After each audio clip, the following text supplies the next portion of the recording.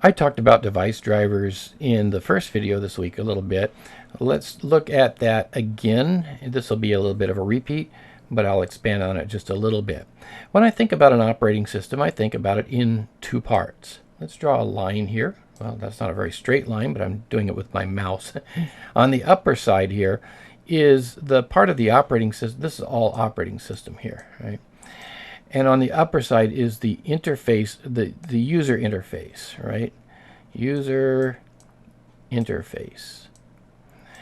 So this is where the operating system interfaces with software and with the user itself. So the software, again, hard to draw with my mouse, and the user.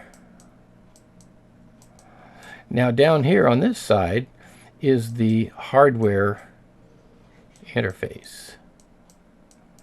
And this is, of course, where it interfaces with the hardware itself. Now down here is where the drivers are. So a user or software requests access to a piece of hardware, and then down here on this side is where the hardware request is made.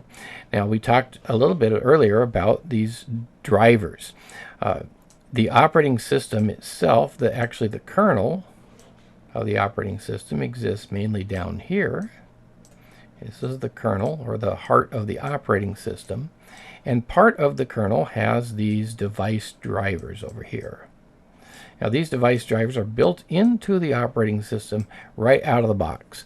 And they have basic functionality, like basic printing functionality, for example. However, they may not have all of the functionality of a specific printer. So a specific printer may have some scanning functionality. One printer may do duplex scanning. Another one may do only single or simplex scanning. In other words, only one side of the page. And so I can't have every possible printer in the world, all of the possible things that it can do built into this kernel as it comes from Microsoft. Right? So I have to add my own drivers over here that add that functionality. So I just install that driver, and it just installs it as an extension onto that kernel.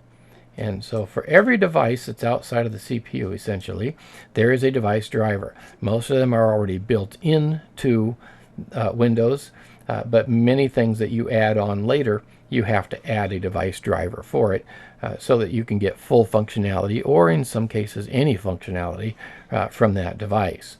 So I always think of device driver as just an extension of the kernel.